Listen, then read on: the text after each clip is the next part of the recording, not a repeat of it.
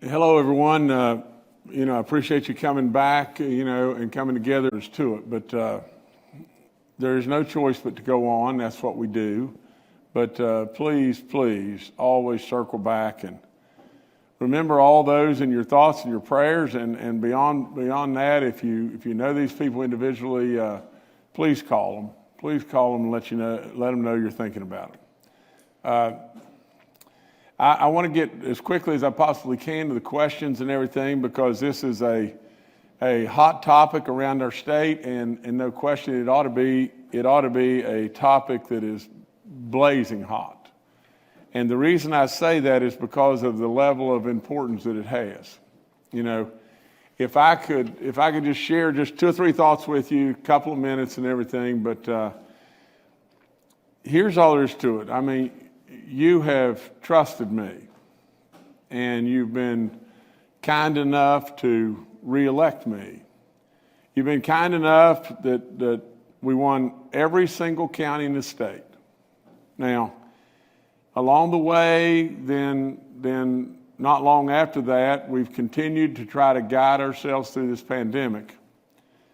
We've done that from the standpoint of the safety and health of our citizens, as well as we've done that from the standpoint of looking after our economy and taking care of the store. In comparison to the states that are around us, especially our bordering states, there's no question how we've done. And from the standpoint of the economics, it's off the chart.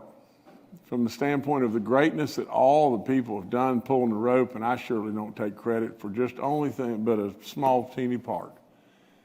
But with all of that and everything, you've got medical experts and educational experts and all the people from the DHHR to the National Guard to the first responders to health clinics and on and on and on that have done a phenomenal job. Now, they had to have a leader of the band. They had to have a coach. And I very proudly am and very honored that you chose me to do that. Now, in doing just that, let me tell you this. At my last State of the State, which was just weeks ago, without any question, I could have just taken a big, giant victory lap. I could have said, look at all we've accomplished, look at all we've done, look how great we are in every way. I didn't really do that. And the reason I chose not to do that was just simply one thing, and that is just this, is I mean it when I tell you I love you. And I mean it when I tell you the truth. And I challenge people all the time, all across this great state or anywhere. Find something. Find something that I've told you that is not the truth, that I absolutely knew at the time that I was telling you that it wasn't the truth. You can't find that. I make mistakes, just like everybody. But at the same time, I'm going to always be a man of honor and a person of truth. Now, in all of that, again, like I said, you've trusted me. Now, here's the dilemma. You don't need a governor that's just going to sit here now and take a victory lap. There will be a point in time that West Virginia will slip back if we do not do something and do something with the opportunity right in our lap. I really believe that God above put me here and you where you are for a reason. Now, if that is true for a reason, let me just tell you just this. When it boils right down to it, if in fact you are concerned that we can slip back, think of the things that have happened, the opportunity that's right in our midst. Absolutely, we've handled all the way through this pandemic in a way that the nation has perked up and looked at West Virginia. Over and over and over, we've been first and first and first. And the nation continues to look at West Virginia and seek West Virginia's wisdom. Well, I've thought they should have done that all along. I've thought that should have been happening for decades and decades. It didn't. Our image was not good. Not good to the outside world. We always knew how great we are here, but not good to the outside world. With all of that has really changed. Now, where you are is people are looking at West Virginia now. People are seeking West Virginia now. And not only that, but the economics of our state right now are strong. What better time could there possibly be to really put a stake in the sand and move now, right now? I am telling you, and I want everyone to hear me loud and clear, if we don't do this, we will regret it forever. Absolutely, it can be done, and it will drive opportunity to this state beyond belief. Now, we'll have to raise a tax here and there, not going forward, now. We'll have to do some of that. There's no question that we'll have to do some of that. But at the end of the day, what I want to have happen here is absolutely as best I possibly can make this happen. I want the people of this state's net tax burden to go down. Now, if we can accomplish this, it will be absolutely the greatest thing that you can ever imagine. Now just think, and just step back from this just 1 second. What is this really all about? Is it all about trying to reduce your tax, of which absolutely we will do? Or is it all about an opportunity? Well, first and foremost, I believe it's about an opportunity. It's about an opportunity to those that are struggling and are making $20,000 or $30,000 a year out there and are having a hard time doing this and that, whatever it may be. It's about reaching out to those people and saying, we don't want you there. We want to drag you up to where you're making $50,000 a year and things are better in your life. It is absolutely about driving opportunity and jobs to this state like you can't imagine. From the standpoint of jobs, if we just step back and listen just to this, realistically, we have a very low corporate tax today. We have a very low property tax today. Well, if that was enough, why didn't it come? Why didn't it come? Well, the bottom line to the whole thing is just really simple. We went out and passed a right-to-work law. We got rid of prevailing wage. We built fields all over the place in thinking that they will come. They didn't come, did they? Absolutely, and I hate to say this because this sounds egotistical, but when your coach walked in the door and he stepped back and said, we got to create an instant job. We went out on our own to pass the roads to prosperity. We got to create an instant job. We got to absolutely be dedicated enough to do things, good things for education. We gave incredible raises. We put real money in PEIA. We absolutely believed in our natural resources that they would continue to climb, and they did. And lo and behold, this state took off. Now, the same guy that told you all that, right in the wake of a lot of doubters, said, oh, they'll never do this, they'll never do that, and everything else, and we did it. And it paid off, and it paid incredible dividends. The same guy that's led you through this pandemic like I would think nobody else around me with the exception of all these wonderful experts. And I don't mean that in a facetious way. There's lots of people that could have probably done my job. But I put together a network of experts that are second to none. That's what I do. You see, I listen to people. I absolutely listen. But in all of this, I'm going to just tell you just one more time. My goal is to lower your taxes now. That is my goal. There's a million different ways that this can be done. That's my goal right now. My secondary goal right behind that is to take excess dollars that we have today in our state and put them in an insurance bucket, basically, a bucket that will sit there in case we come up with any kind of level of shortfall, a rainy day fund, a second rainy day fund that we can establish right now, I think. Now, is it easy? Of course it's not easy. Is there a lot of stuff that has to be done? Well, of course there's a lot of stuff that has to be done.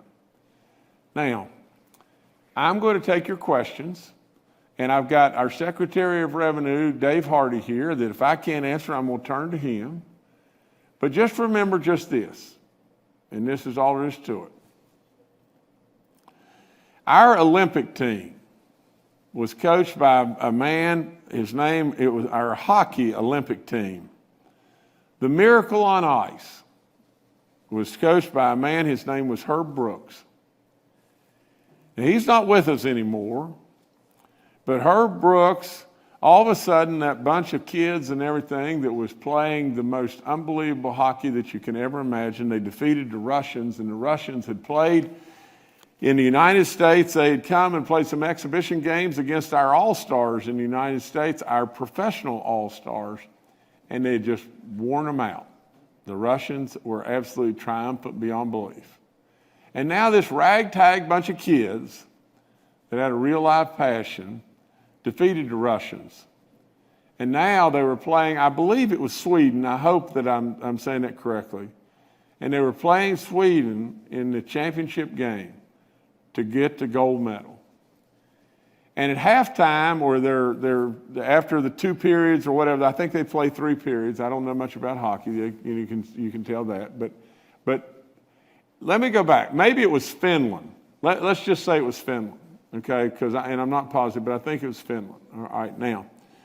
So at their break between their quarters or thirds or whatever they call halves and everything, when they're breaking there, Herb Brooks supposedly walked in the locker room and they were behind.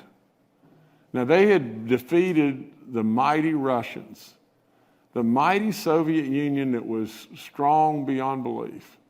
And now they were playing a weaker team to win the gold medal. And Herb Brooks walked into the locker room and said, "If you lose this game, you'll take it to your grave." Well, I'm going to tell you, as passionately as I know how to tell you, if we blow this opportunity, we will remember it forever. Hopefully we won't take it to our grave, but we probably will. I'll take your questions now, and I'm going to answer them to the very best of my ability, and I'm going to use Dave Hardy to help me. And so please fire your questions. All right, Governor, the first question today comes from Tom Pinkerton from Huntington. He says, why would you hold a town hall with only 3 to 4 hours notice during the workday? How serious are you about West Virginians being able to participate? Why not a primetime town hall with several days to submit questions? Well, Tom, let me tell you this. It was Tom, is that correct? Tom, let me tell you this. First of all, I've been thinking about this an awful lot on how we can start educating the public. They deserve that. And how we can start basically, a marketing campaign that shows what West Virginia is truly trying to do here. Well, in thinking about that over the weekend, I said, this has got to go now. It's got to go right now. People deserve to be educated. As far as the town hall in the evening and giving you notice, we're going to have to do a bunch of these because we'll never get through all the questions and everything. We're going to have to do a bunch of these and everything where you can hear from me about what I know or what Dave Hardy knows or what others that are experts know. So with all that, we will follow up, and I think we're going to follow up on Wednesday in the evening time, and that'll be put out in just a little while, but in the evening time on Wednesday with the town hall as well. And however many we have to have for the people to absolutely understand exactly what I'm trying to do, that's how many we'll have. But thanks again, Tom. All right, next question comes from Rita in West Union. Governor Justice, my family and I want to thank you for your leadership through this pandemic. You and your team have done an outstanding job. Why do you think the legislators want to pass a bill that takes away your authority, and does that mean they won't support the repeal of the income tax? Well, I don't know how to answer that one, but let me just say this just real quick. From the standpoint of them taking away my authority, I could care less about that. I could care less. I want to be 100,000% transparent in everything we do. but we have done the job. We have done exactly what we were supposed to do. We've done the job for our health and safety, and we've done the job for our on looking after our economy in every way.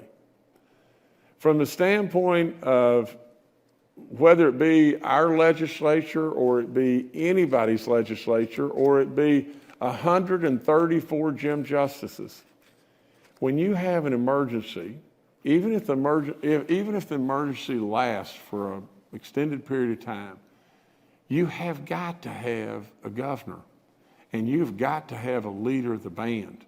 You've got to have somebody that can act. Really and truly, you see what's going on in D.C., and not to say, I hope and pray that we're going to have great stuff going on here, but when you put 134 people in a room, you've got generally 134 ideas, and you've got a process that takes a lot of time. For future governors, I would hope and pray that we don't strip away their powers to act because you elected them to act. You elected them to act. And really and truly, if we, from the standpoint of getting 500 different opinions on stuff and everything, you'll have a real mess. And so, what was the back part of the question? I'm sorry. It was, do you think... repealing the tax. Now, look, I hope and pray again that we're not going to get in a food fight over emergency powers and who has the power to do this and that. I think it is frivolous is the right word. To think that a Pat McGeehan, if he was sitting in this job, could do this job. Give me a break. And the same man saying that the governor's being a dictator, well, are you kidding me? That's the last thing on earth I want to be. I just want to be able to do the job. And as far as repealing the tax, the income tax and everything, I hope to goodness that they're bigger than that. We don't need to get in a food fight over that. All right, the next question comes from Ray Whiting in Dunbar. His question has 4 parts. Number 1, how will eliminating the personal income tax affect the economic growth in West Virginia? Number 2, will this proposal help PEIA in its financial matters? Number 3, what's the downside to eliminating the personal income tax? And number 4, how much will we stand to lose if this goes through? Well, the first part. Again, one more time, please, Jordan. How will eliminating the personal income tax affect the economic growth in West Virginia? It's Ray, is that correct? Well, Ray, again, thank you. And just think of this just for a second, Ray. We have done so many things. We have landed Hyperloop, an incredible company from Wales, and we have absolutely watched after the farm and watched after the CARES money and done all kinds of stuff like that. But Ray, we're still losing population in West Virginia. Absolutely, Ray. Tell me just simply this. When the band quits playing, why are people going to come to West Virginia? We've expanded tourism and we've done lots and lots and lots of stuff. But Ray, to take us to another level today, with all the great news on how we've handled the pandemic and all that, and people really looking at West Virginia, if we get on a pathway to extinguish our state income tax, Ray, it will absolutely, and you mark it down, it will drive incredible opportunity right here to West Virginia. It will drive job opportunity beyond belief. It will absolutely drive the ability for wages to increase substantially. It will absolutely help our schools. It will drive up property taxes, property values, not property taxes, but property values. And at the end of the day, I say it this way all the time. I say it that you go to somebody in Tennessee and you walk up to them and you say, how do you like all this? And they turn and say, well, to be perfectly honest, at the end of the day, I used to be making $35,000 a year, and now I'm making $62,000. And on top of that, I had my house for sale, way back before this all took place, and I had it for sale for $58,000, and I just sold it for $117,000. And then right on behind that, they're liable to say, well, you know, summer after summer, years and years and years ago, I took my kids to Disney World every year. And now, all I got to do is go around the block and Dollywood's there. You know, absolutely, Ray, this will drive so much good to West Virginia today because of the opportunity we have right now.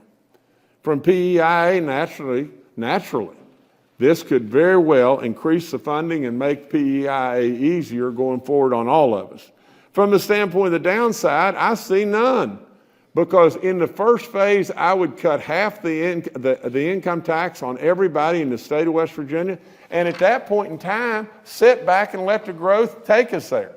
If, in fact, the growth doesn't come about, stay there. You don't have to go any further. Stay right there. You know, and how much will it cost us? Well, it won't cost us anything except a tremendous amount of people that will come and bring job opportunity and goodness to this state.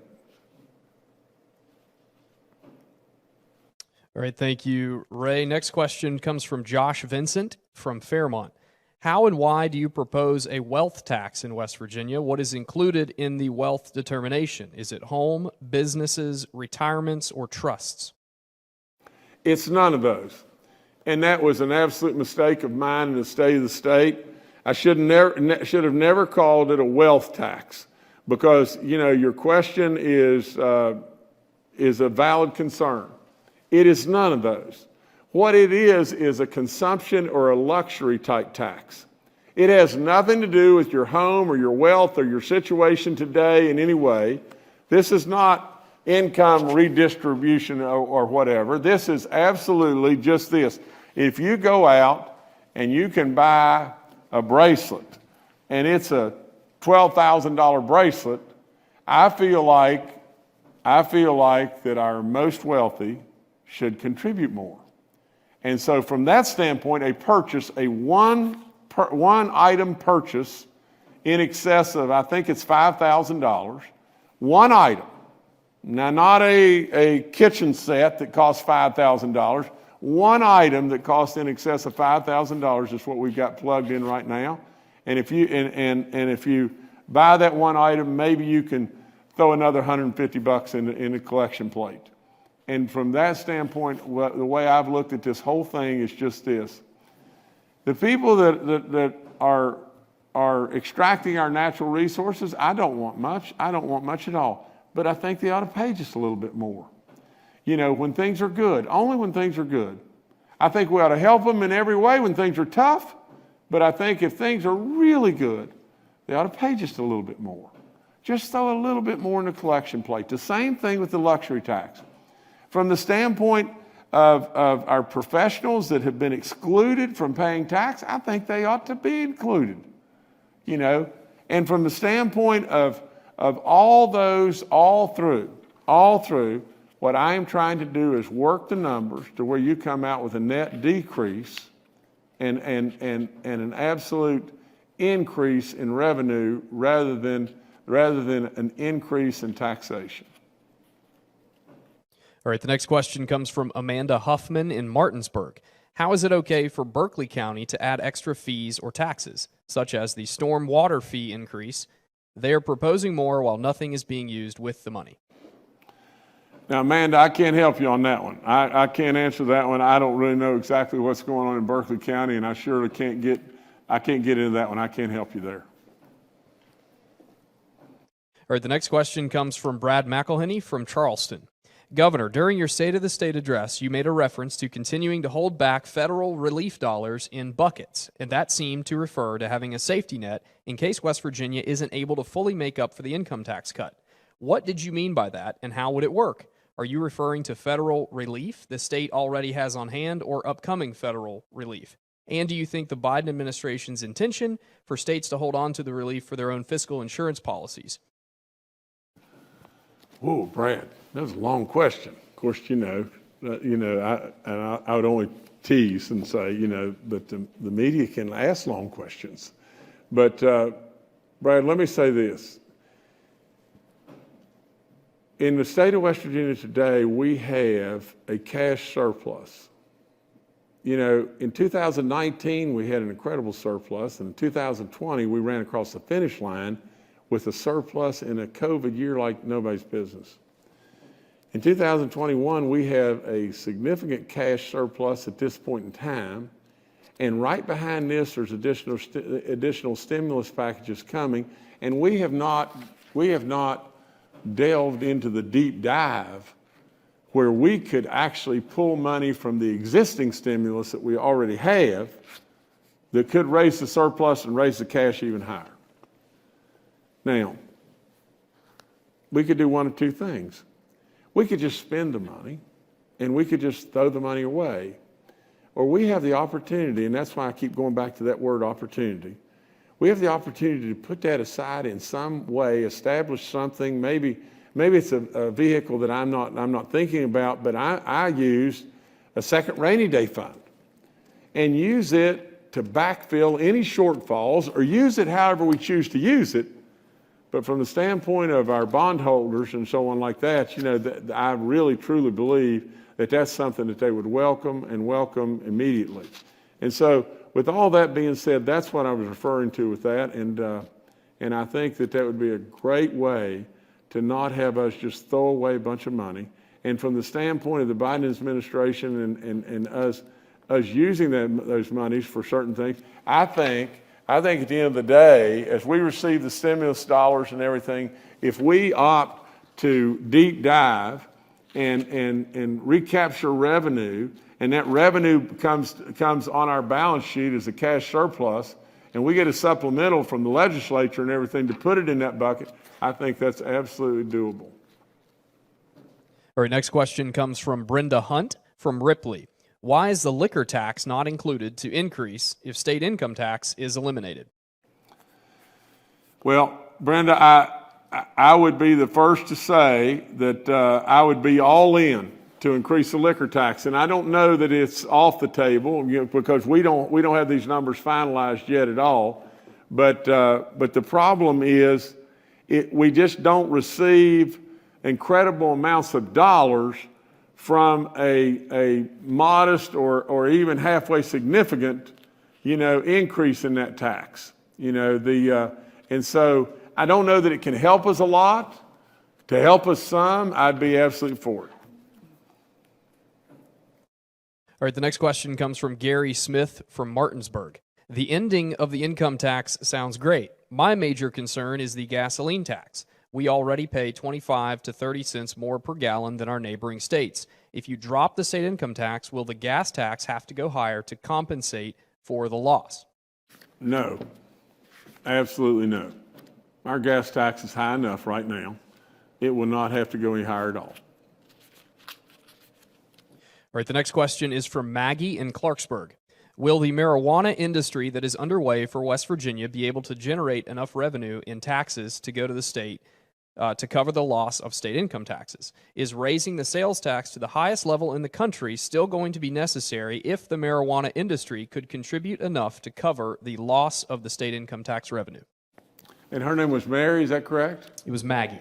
Maggie, I want you to hear me out on this, okay? I'm not for recreational marijuana.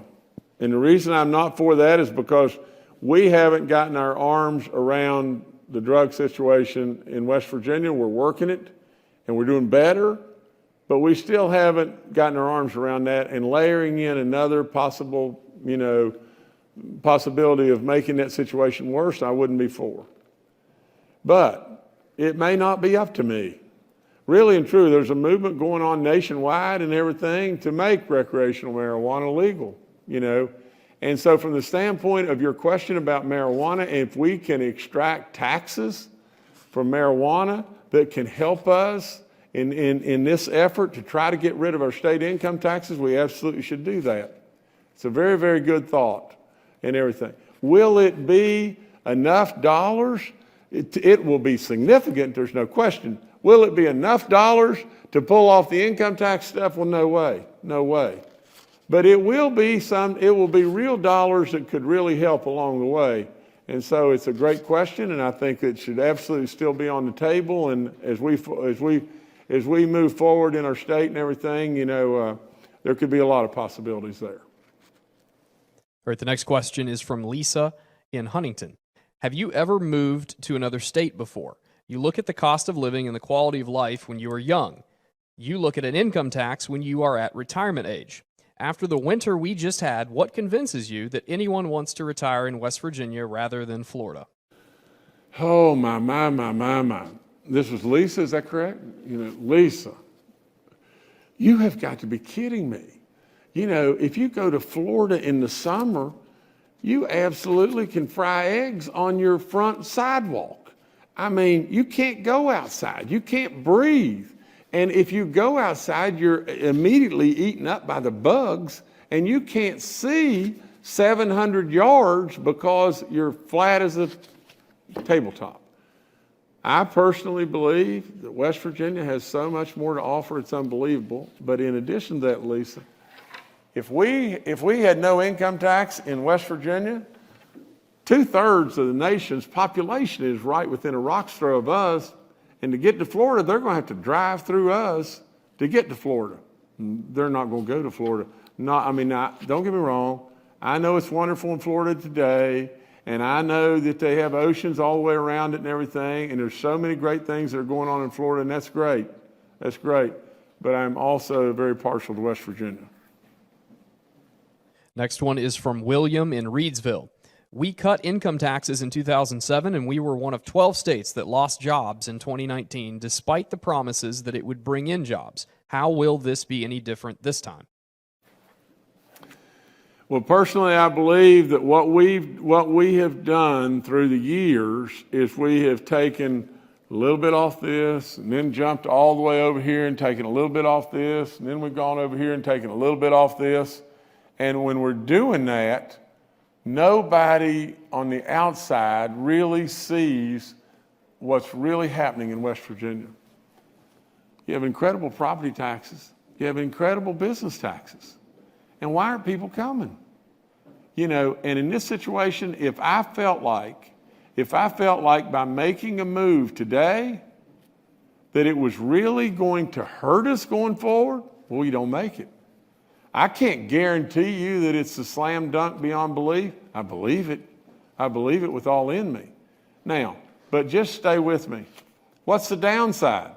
I think for all practical purposes, the downside is nothing. What's the upside if I'm right? Off the chart. So really and truly, this idea of just lowering a tax a tenth so we can run out and try to get elected and say, well, we lowered your taxes. I'm not here for that. I'm not here for that at all. I'm here for one thing, and that is try to significantly make things better in West Virginia. We've done that, and that's what I want to continue to do. All right, the next question is from Tammy Treadway in Beckley. Will any state agencies have to take a budget cut due to the loss of tax revenue? No. We want to be prudent, and we want to run our state agencies the very, very best that we possibly can, but we sure don't want to start cutting services and everything else to achieve this. The answer is no. Next question comes from Matthew Young in Lewisburg. Is Governor Justice studying or using any other states, such as Washington State, to model his proposal after? Some of the points mentioned during his State of the State address are reminiscent of the methods Washington State has in place to make up their difference, i.e. a luxury tax, tobacco, alcohol, etc. Well, now I am going to defer to my great Secretary of Revenue, Dave Hardy, because he's going to tell you just this, that we have run to ground what every state in this country is doing over and over. But Secretary, take over, and I'll breathe a little bit while you're doing that. I'm going to drink a little water. To the question, we looked at virtually every state, and I mean literally all 50 states, through the Tax Foundation, which is what we use for our main research platform. But we specifically zeroed in on the 9 states that don't have an income tax, and many of those states we knew ahead of time. For example, Florida, Nevada, Wyoming, South Dakota.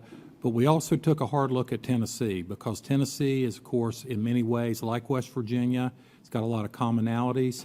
and geographically it's pretty close. So we felt like that's a place that we might be competing with to try to attract people to come to our state. So yes, the answer is yes. We looked at everything and we tried to sample every state we could find and pick the best things, also keeping in mind that we wanted to tailor any ideas that we have to West Virginia and its unique demographics and its unique population and its unique household income. All right, next question comes from Michael in Salt Rock. Why are we not doing away with the state income tax by initiating a 4% grocery tax and a 7% prepared foods, restaurant, tobacco, and alcohol tax to make up the difference? Well, Michael, I appreciate you again. I am a real believer just this, that all of us in West Virginia are going to have to pull the rope. I am absolutely not in favor of, and I'll veto this in a second, and the only way that it'll ever get there is somebody will have to override my veto, but I am not in favor of raising the food tax. We got people out there that are still hurting in lots of different ways. Now, I am going to tell you that person that's struggling and making $25,000, the only way in the world that I can move them and get them in a $20,000 or $25,000 or $30,000, move them to a $50,000 income and everything, is drive people to the state of West Virginia. The only way I can do that's that. But as far as a prepared food tax or on soft drinks going to affect my livelihood? Well, just think about it just 1 second. What's the underlying real raise? We've played with a lot of different numbers. Right now, we're playing with an additional 4 cents a can. Now, just think about it. If we were to settle on that, in all the numbers that I have, and I'm going to go through this in just a second with you, but the effect. But in this, what we've plugged in all across the whole thing is an $80 increase for buying soda pop. Now, do you know how many cans of soda pop that is? Even if we were at a nickel, that's 1,600 cans of soda pop a year. Well, I'm going to tell you, first of all, if people are drinking 1,600 cans of soda pop, and I know a lot of families in our state are doing that, we probably need to slow up just a little bit on that. But to answer your question point blank, just answer just this. If in fact we're successful and we drive people to the state of West Virginia, like I know we're going to do, how successful do we really have to be to drive a number like President Blair said is 400,000 a year, 400,000 in a 10-year period? I think it'll be much more dramatic than that. But just think about it. 40,000 people come into West Virginia every year. 40,000 plus leave West Virginia a year. If we could retain the ones that are leaving, we're already doing it. Now, with that, just ask one question, sir, and it's just this. If we increase West Virginia's population by 20%, do you think there'll be more soft drinks bought here or less? If the tax is 4 cents and we increase the population by 20%, do you think there'll be more soft drinks bought here or less? I'll tell you the answer is just simple as mud. Without any question, you increase the population of West Virginia, you're going to end up with more soft drinks bought here. That's all there is to it. All right, the next question is from Doet Koppler in Princeton. I wonder what the impact on the people of West Virginia would be if our state were to become a growth state versus a stagnant/dying state that loses population every year and thus drives up the cost of nearly every government service to those who remain. Well, that's my very point, and I didn't get the name, but that's my very point. We've been on a run in West Virginia, and we've been on a hot streak for the last 3 or 4 years. And if I have anything to do with it, we're going to stay on a hot streak. But at some point in time, the hot streak will end, won't it? And every time we turn around with a state that's not growing and a state that is absolutely missing this kind of opportunity, without any question, you're going to just have to pay more. You're going to have to pay more for everything coming or going. I'm trying to get that completely off your back. I'm trying to really take you somewhere. You've been kind enough to listen to me before, but you really need to listen to me now. The next question is from Michael Woody in Bell. Do you think with the recent classification of the New River Gorge becoming a national park, that by eliminating the state income tax, that may bring in businesses for that area? No question. No question whatsoever.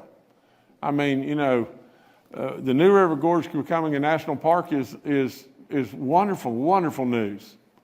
At the end of the day, I mean, just think about just this. Let me just flip that question right back this way.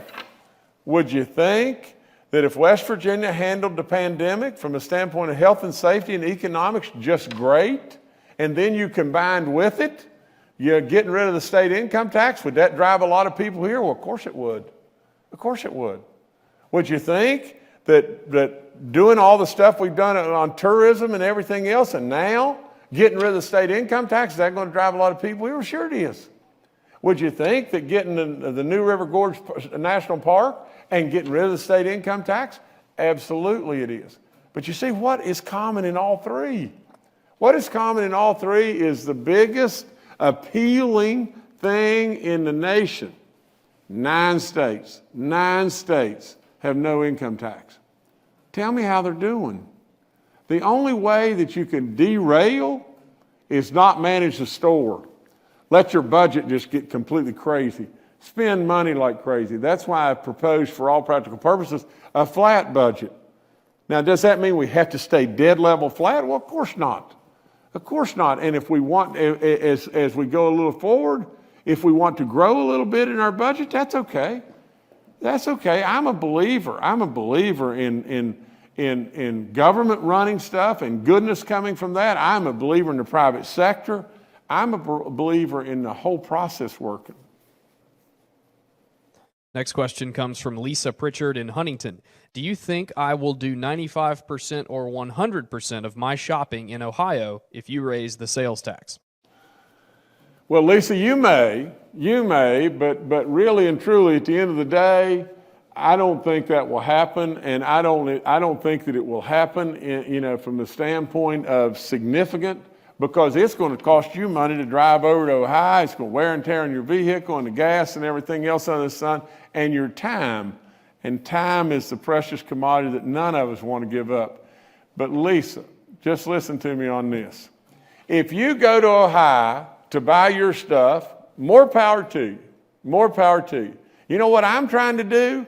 Lisa, I'm trying to get all those people that are in a border county to you that are in Ohio to move here. I mean, give me a break. If we absolutely get a migration of people moving to get away from state income tax and get away from this burdensome, this burden that's happening in our border states and will come to us, and they live here, sure, you can go buy your stuff in Ohio. That's fine with me. You go on and buy your stuff in Ohio. But we're going to have the people here. Next question comes from Anthony in Panther. How can the elimination of the income tax help when basic infrastructure is needed to attract business? Anthony, now look, you can put a lot of things in my lap, but you can't put that one. Anthony, these roads didn't get in the condition that they're in, on my watch. I will promise you that. And on my watch, we have paved every road and pulled every ditch and fixed every guardrail and everything that you can imagine, and we still got a long ways to go. But the neglect happened from decades before I got here. We sold all of our equipment. We sold all of our maintenance equipment and everything else under watches of other governors and everything. We absolutely didn't have a pot to pee in because we didn't have any. We really didn't have any surpluses, and we were just draining rainy day right and left and everything else. And we let our roads go to you know what.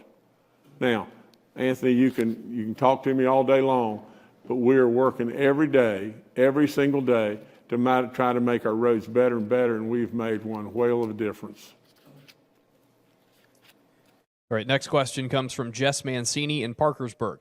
Today you said growth would make up for the revenue loss to the state from the phase-out and repeal of the personal income tax. Can you say with confidence that other sources of revenue to make up for a revenue shortage, such as increasing vehicle licensing and registration fees, will not be required? I do not think, in all my stuff, I do not have anything in there for registration fees or vehicle licensing or going up in any way. Not in any way. Basically, and what was the name again, please? Jess. Jeff. Basically, if you'll just step back and think about this, basically what I've got in my thing is looking at the things that hurt us, tobacco and soft drinks to some degree. And then I looked at our natural resource partners to be able to jump up and try to just help us. Just help us a little bit when things are really, really, really good. That's coal and oil and gas. And I looked at our professionals that are doing well in their life and everything, and asked them to just step up and help just a little bit. And they're going to scare you and say, from our lawyers or our accountants or whatever, say, well, if we have to add a 7.5% sales tax to this thing, we're just going to pass it on to the customer. Well, that may be, but that may be the way it is in a socialistic economy. But if Dave, who's sitting right here with me, has an accounting firm and I've got an accounting firm and everything, I may want to eat that cost increase and everything to be able to have the business. That's what competition does. And from the standpoint, we are going to have to raise our sales tax, and we're going to have to raise our sales tax a little bit. I didn't want anything to do with food. And from the standpoint, the only other thing in my proposal was our luxury tax. And that luxury tax basically was to ask the people that are doing really great in life to just pay just a little bit more, just try to help us just a little bit more. All right, next question from Charlotte Hayes in Elkview. I would love to see West Virginia become a no-tax state. We have considered moving to a no-tax state, but would much prefer to stay here in West Virginia. So number one, how quickly will the income tax be eliminated, or how long will it take to phase in? Number two, will other taxes increase, and if so, which ones? And number three, what is a wealth tax? Okay, let me back up. The wealth tax is not a wealth tax. It is a luxury tax on an item. It is a tax on an item that you choose because you're wealthy to be able to buy a luxurious type of item. It does not have anything to do with automobiles. It does not have anything to do with homes. Now, how long will it take? I think immediately we can cut everybody's tax in half. And then what I would propose to do is pause and wait and watch our growth, manage our growth and everything, and bucket, or not necessarily bucket, but use our growth to take us the rest of the way without raising any other tax, without doing anything else. Let our growth take us the rest of the way. Now, I've told you over and over that if the growth were not to come, you just stop. You don't need to do anything else. And from the standpoint of what led off with your question by saying you have considered moving to another state, well, just think about this. I mean, just let's be brutally honest. Throughout time, people have come and they've cut our timber. They took incredible wealth and they left. They've come and they've mined our coal or mined our gas or whatever it may be. They've extracted all kinds of wealth and they left. Now, I'm not degrading that and everything, but states have taken them away from us with their wealth. Well, now's our time, West Virginia, and that's what I'm trying to do. Next question from Eric Shaw in Fairmont. Are you willing to go on record and tell the people of West Virginia that elimination of the personal income tax will be paid for by an increase in other taxes, such as the sales tax, reinstating the food tax, and a loss of state services such as plowing snow, road maintenance, and assisting children going to college, just so those in the upper income brackets can see a net decrease in their tax burden? No chance on the planet, Eric. And the reason for all that is just this. If I thought that for a second, you've seen me here every day. You have enough sense to know what my heart is. And if I thought for a second that we're going to run out and hurt West Virginians across the board, in order to help anybody, no way. No possible way. Decrease in services, ridiculous. There's no way in the world I would be for the food tax. No way on this planet. From the standpoint of just this, though, we have got to incentivize the wealthy from other states to come here. We want them to come here, don't we? We want them to bring their companies here. We want them to bring their wealth to West Virginia and make great things happen for West Virginia. So we can't just throw them to the side.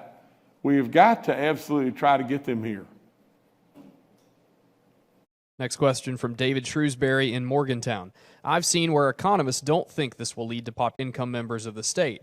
Their taxes are relatively low right now, and I don't think even you believe you can pull this off without shifting other taxes around that tend to hit lower wage earners harder. I am concerned. I am concerned about the lowest wage earners.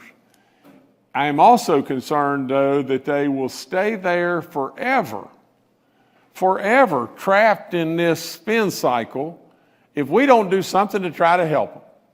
Now, I would be open to anything and everything. Let me just take 1 second and go through just 2 or 3 things here. The chart that I've been supplied right here by our revenue people that have absolutely pounded sand in every way, and they've come up with a chart that is as best they could possibly come up with. Now just stay with me and listen to this. What they've said in my proposal that I have figured in right now, that at a total dollars of earnings of about 32,000 is where this thing begins to break and you become revenue positive. Okay?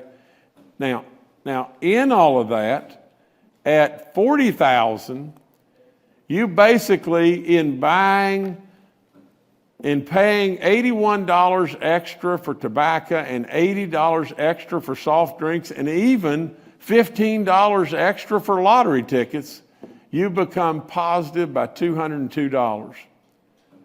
Today, that's what you would become positive right now. If we're able, through growth, to phase out the balance of the income tax, at that point in time, you're going to become positive by $1,500, $1,550. Now, just stay with me just a second. At $50,000, you become positive of $415. At $60,000, you become positive of $705. At $80,000, you become positive of $1,221. $90,000, you're $1,514. And at $100,000, you're $1,744. Now just stay with me just 1 second and just think about this.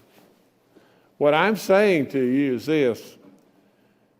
At my numbers today, you can buy $1,600 across the board. Your property taxes would go up for all practical purposes between $30 and about $80, and that's for education. All these things could very well be moved. But at the end of the day, every single person that's got an income of about $32,000, it could be $35,000, but every single person in the state of West Virginia would gain revenue. Their taxes would go down. In doing so, what I want to do is reach back and help those that are under 33 or 30 whatever, and be able to help them as well. There's lots of ways to reach back and do that, but the very way that will help them the most is if they're working today and they're making $8 an hour, the way that can really help them the most is to get them a job to where they're making $11 an hour. Absolutely, the way to help them the most is to bring them opportunities. Back to the guy in Tennessee, you know what he would say to you today? he would say to you, you know, I'm not making $58,000 now, I'm making $80,000. And you know what else? If I don't like the job I'm in right now, I can go right around the corner and I can get 9 more jobs. That's our problem today. You don't have that competition. Absolutely, we need to drive people, opportunity, and jobs to our state. Next question comes from Roger Mullins in Foster. How will the revenue lost to the state through the repeal of the income tax be replaced? Will other taxes go up? Will there be any new taxes? Well, I've outlined it a whole bunch of times and everything. We need our natural resource partners to help just a little bit. We need to go up probably 1.5% to 1.4 or 1.9% in regard of our sales tax. We need to have our professionals help a little bit, and we need to have our tobacco companies and our soft drink companies be able to help a little bit on that end as well, or the people that are buying, all of our people that are buying those. You know, and I would tell you that it is absolutely doable. It does. You know, now I am totally flexible to how we change things here and there. And in addition to that, I can tell you just this. We do have, in our model, we do have, because we've been led this way from discussions with the Senate and the House, and my discussions with them have been fantastic. And but we've been led this way that they can find about $25 million of cuts that are not going to hurt us in West Virginia, that we can do without. And from the standpoint of people that are retiring and so on, and just growing government for the sake of growing government, we don't need to do that. And we feel like we can pick up $10 million a year, you know, as we go forward from the standpoint of just people retiring and not having to hire back. Next question comes from Felicia Leary in South Charleston. Are you considering eliminating the promised scholarship to cover lost income from the elimination or reduction of the state personal income tax? No way. No way. The promised scholarship has been wonderful for the state of West Virginia, and I hope to goodness we all recognize that. Next question comes from Garland Harris in Alderson. Eliminating the state income tax is a great idea. If you add 1 or 2 cent tax per ounce to soft drinks and alcohol purchases and a few cents to all tobacco products, that would make up most of the loss of the state income tax. Eliminating the state income tax would draw and encourage more people to move to this state, which would be more money spent and more taxes collected. Well, Garner, you know, I think you're on the right track. I don't know that your numbers are exactly right and everything. You don't have the access to the numbers like we have here and everything, but your thoughts are good, and the bottom line is driving the people here, you know, is the secret. That's the secret to the whole thing. And the other thing I tell you is just this, is all those folks that are traveling through West Virginia, 76% of them that are out there on that turnpike, you know, everybody thought, oh, there's no way in the world Justice can do an easy pass for $8 a year. There's no way. And we did it, didn't we? And you know what? 76% of that traffic is out of state. And we're absolutely still in great shape there. You know, there's lots of people from out of state that are going to be heading through West Virginia and so on like that. And there's a lot of people that will be coming here to live. All right, last question from Ruthie Scott in Gent. Hello, I'm Ruthie. Thank you, Governor Justice, for your leadership and prayers through the COVID pandemic. I pray that your plan to cut the income tax will work as well, and I wonder if you think by raising the tax on soda and things like that, that it will help make our state healthier. What other benefits might there be? We are blessed to have you during these times. Well, Ruthie, thanks. I mean, you know, really and truly, there's a lot of days that you really need that, you know, and I really, really appreciate your kind words. There's no question if we were to drink less soda pop and surely smoke less or use less tobacco products, we would be more healthy. The burden on our you know, Medicaid, Medicare rolls and so on like that is numerous. And so indulging in things that are not good for our health, you know, would surely be better for all of us. Now, I've got to admit, I've sure drank a ton of soda pop along the way, and that's no good. And I get that it's no good. And at the same time, though, praise the Lord, I have never, ever even tried a cigarette or any type of tobacco. I just have been very blessed there. You know, so the long and the short of the whole thing is, Ruby, I really appreciate your comments and everything. And as we go forward, I think your numbers, you know, you've got to rely on me to come with the right numbers and everything. But as we go forward, I just hope and pray that we'll take this to heart. I would encourage all of you to call your representatives and express your viewpoints there. And the last thing I would say to you is just this. It would have been awfully simple to just have made the victory lap in the state of the state, and awfully simple just to sit back. But I believe in my heart that if we miss this opportunity, we're going to really regret it. This is the chance, West Virginia, to really do something. This is a chance to bring people to southern West Virginia. This is the chance to bring people all across our state. All across our state. There's nooks and crannies that are doing really good. But really and truly, those nooks and crannies have needs as well. Additional funding for roads or whatever it may be, you know. But there are so many, you know, somebody said a long time ago, in West Virginia in a lot of ways falls into this in so many different areas. Islands of brilliance surrounded by oceans of mediocrity. We don't want to become that. We do not want to become that.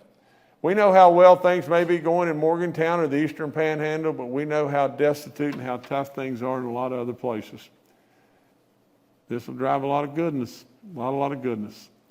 Thank you all so much, and we'll do it again. We'll do it, and we'll just keep answering your questions. I'm sorry we couldn't answer more, but I'm talked out, and really and truly, I know you're probably tired of listening to me.